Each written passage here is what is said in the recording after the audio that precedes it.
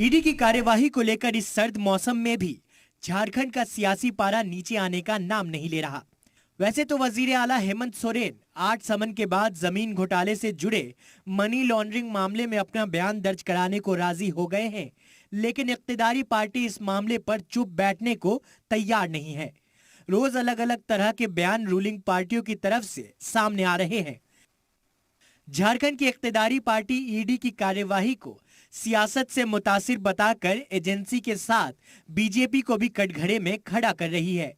पहले झारखंड मुक्ति मोर्चा और अब कांग्रेस ने ऐसा बयान दिया है कि पॉलिटिकल एक्सपर्ट भी हैरत में पड़ गए हैं।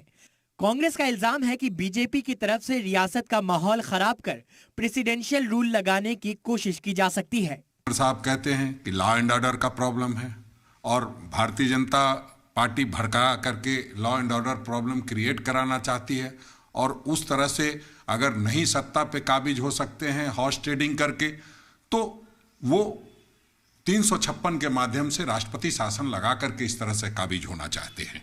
ये संभव नहीं है। जनता की चुनी हुई सरकार है, बहुमत की सरकार है, इसको हम लूटने और बर्बाद होने नहीं देंगे।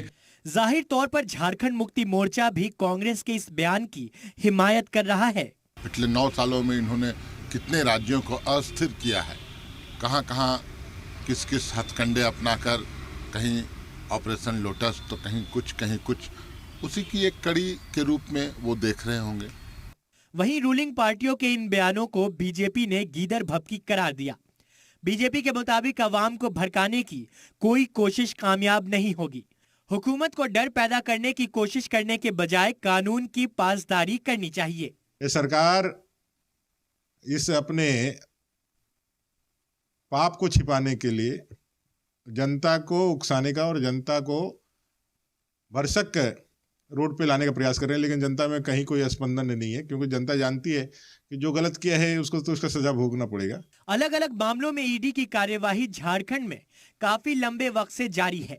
इन्हीं में से एक जमीन घोटाले के मनी लॉन्ड्रिंग मामले में सीएम हेमंत सोरेन से पूछताछ की बात सामने आने के बाद से रूलिंग पार्टियों में जांच एजेंसियों को लेकर गुस्सा है और उस पर से बीजेपी के बयान आग में घी डालने का काम कर रहे हैं। ब्यूरो रिपोर्ट, सलाम टीवी।